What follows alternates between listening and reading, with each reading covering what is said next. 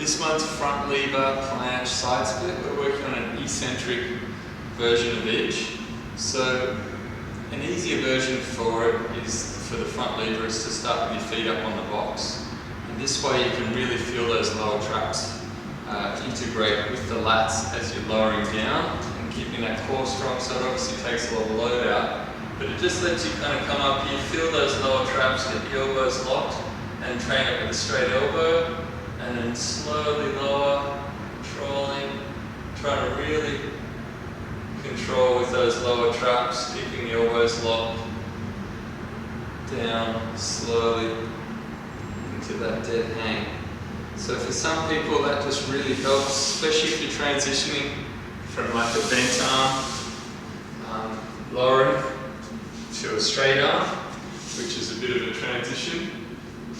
It is a lot more low. So you could do the bent arm one where you lower with the bent arm. So you pull up, and then as you're coming down, let the arms bend, and try and control that as a starting point. You do want to develop so that we can get straight arm pull, straight arm lower. So you lock the elbows, integrate the lower traps as you're coming up, and then lowering slowly.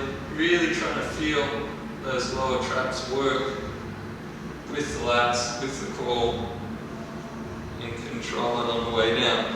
Now the eccentric is the easiest out of the three, whether it's concentric, pulling up down is the hardest. Then the isometric, staying still. Eccentric, you're going with gravity, so it's the easiest one to do the harder versions. But really make sure you warm up and make sure you really feel the right integration through your back. You're not compensating, you're not bending your arms, you're not shrugging like this as you go down. You can really feel the back working and everything's feeling good as you lower, especially if you're trying a new version. You're opening out through the progression. So make sure you know you're going to start with like that nice, really tight tucked position, go into an open tuck. Even the open tuck, the further you take it out, even with the knees bent towards that half front lever is very hard. Then you can go into the straddle, half straddle, then go back to full straddle, and then your full version. If you did want to do single knee, just make sure that you do left and right sides alternating each set, or you could do two eccentrics, one for 15 seconds each side. Just be careful when you do kind of split leg stuff that you always balance it. For the eccentric in the planche, really focusing on getting those serratus working. I find this very hard.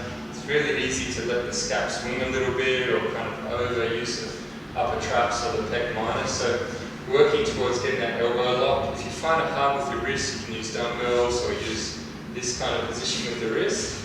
But you're coming up into that press handstand position as high as you can, shrugging away, as much weight in the hands as you can, and then you've got to lower yourself down as slow as you can. Really try to feel the serratus take the work, the knees coming into the chest, and really control that.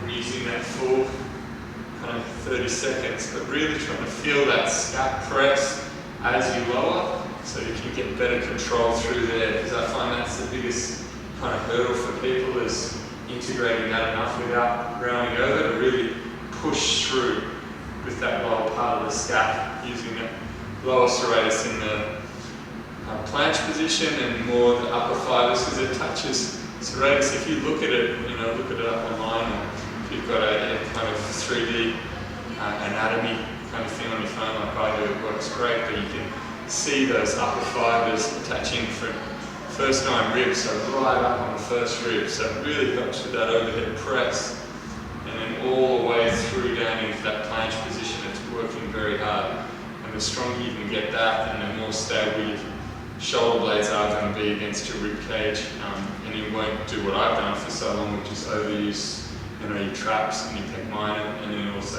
tighten up your neck, so that way you feel more balance through there and it feels really strong. You've got the eccentric side split. It's good to use a support.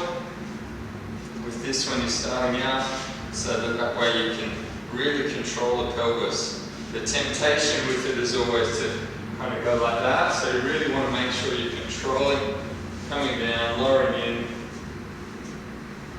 and just finding where that barrier is, stretching and strengthening, lowering through it, trying to control, feel that working, lowering that muscle. So you see here I get to that point, and from there it's very easy if I lean forward, and unless I'm really warmed up, it's very hard to keep my hips forward in it, but that's what we want to aim for, and that's what the ring's for. We try and keep driving the hips forward. Then we've got just the floor flow, so this is a great one to get down, just a great release overall. So if you've got the hands out wide,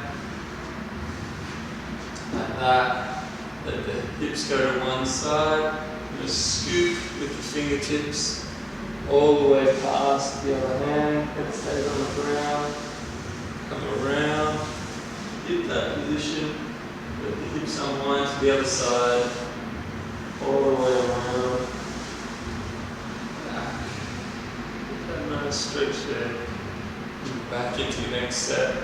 So yeah, 3 to 5 sets is good.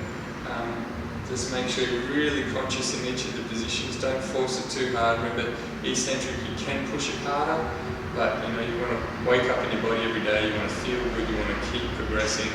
Look after your tissues. Make sure they're getting the stimulus to get stronger, but not so much at creating imbalances and forcing it. So good sleep, good food, all of that all helps just as much as that hard set that you push through. So put it all together in a good way.